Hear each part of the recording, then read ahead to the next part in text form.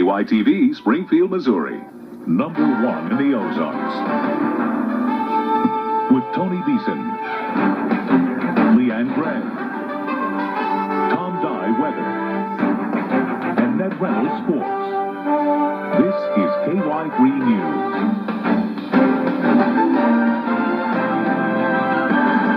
Good evening. In the Ozarks and across the nation, a movie has stirred renewed interest in a dark chapter of world history. Schindler's List by Steven Spielberg graphically depicts the plight of Jews in Nazi-occupied Poland, hundreds of whom were saved by a German industrialist named Oskar Schindler. The movie is now showing to capacity crowds here in Springfield. Scholars and historians generally agree that 6 million Jews were killed in ghettos and death camps as part of Hitler's final solution. However, a minister here in the Ozarks claims the Holocaust was a hoax.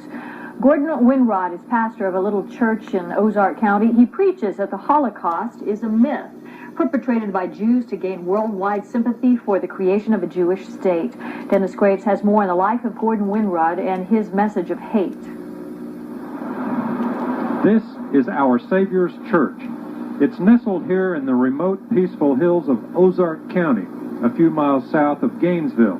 Winrod established his church here in Ozark County in 1961. It's here that he publishes and mails the Winrod Letter. You're not welcome a bit. He and his followers have repeatedly refused to talk to us. Thank you very much. Perhaps it's because he believes, as he has written, that the Jews of television spew the Satanism of the Babylonian Talmud into the souls of his flock, or because there is no such thing as a Christian home with Jew television in it.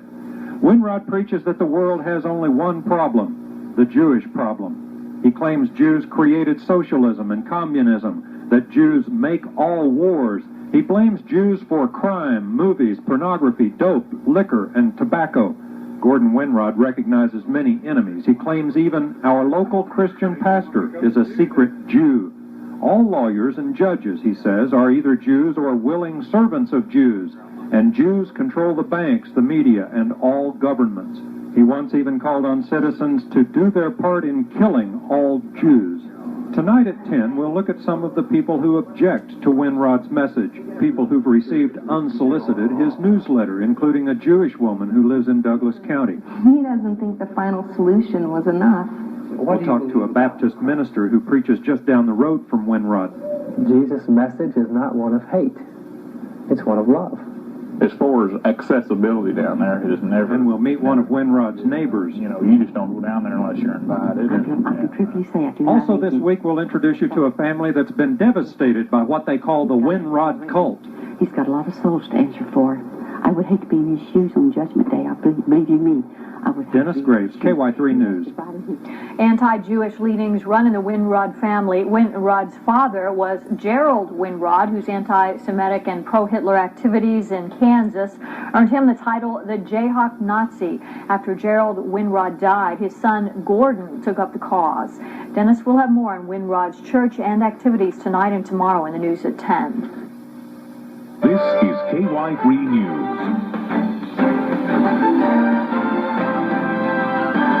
Good evening. People in a little town in Minnesota recently received hate mail from a man in Missouri. More than 1,000 copies of the Winrod Letter was mailed to people in Marshall, Minnesota. The Winrod Letter is published by Gordon Winrod of Gainesville, Missouri. Dennis Graves tonight in a special report examines Winrod, the man, his message, and what it's doing to people who receive it. This is what happens when a KY3 reporter tries to attend services here at Our Savior's Church, south of Gainesville. This is my domain. This is where I live. And I appreciate if you just go on off the road and get out of here, sir. Should we not be here for the service then? Or would we not be welcome? You're not welcome a bit. I just asked the pastor, and he said you're not welcome. We'll call the sheriff. Thank you very much. The pastor to whom she referred is Gordon Winrod. From his headquarters in Ozark County, he publishes the Winrod Letter. The focus of his writings is on what he calls the world's only problem, the Jewish problem. The Winrod Hour, Our Savior's Church, Gainesville, Missouri.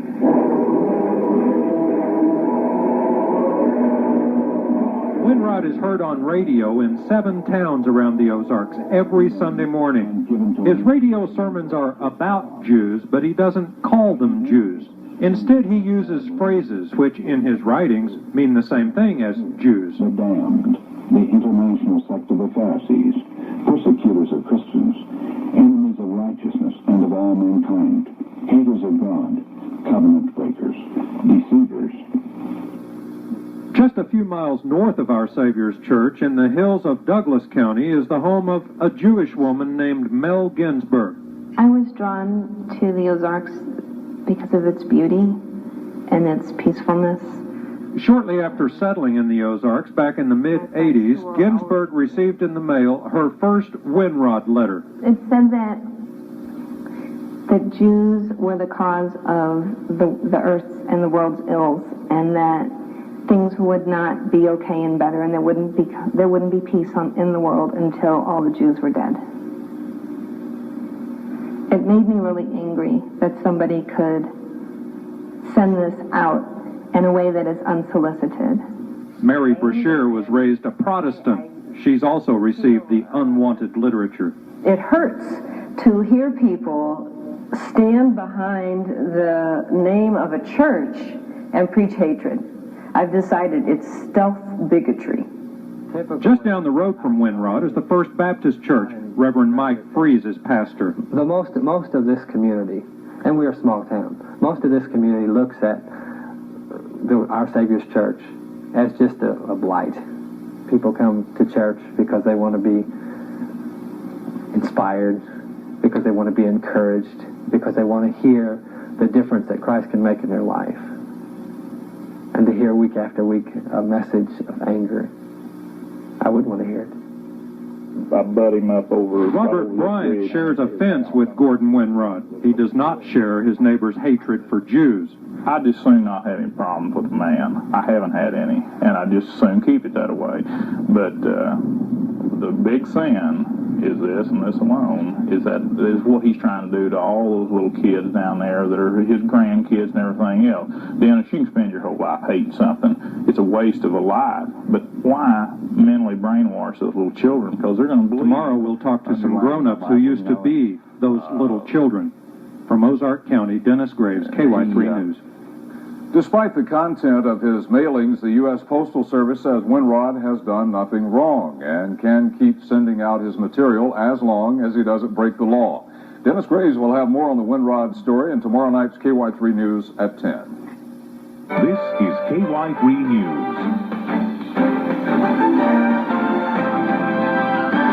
Good evening. He's a controversial man with a fiery message. Gordon Winrod is founder and pastor of Our Savior's Church near Gainesville. Winrod preaches that Jews are not God's chosen people. Many Christians and Bible scholars share Winrod's interpretation of the Scriptures in that respect.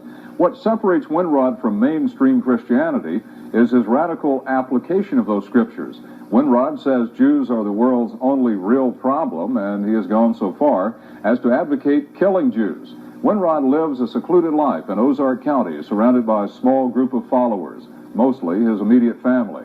Former members say what they belonged to was not a church, but a cult. Dennis Graves reports.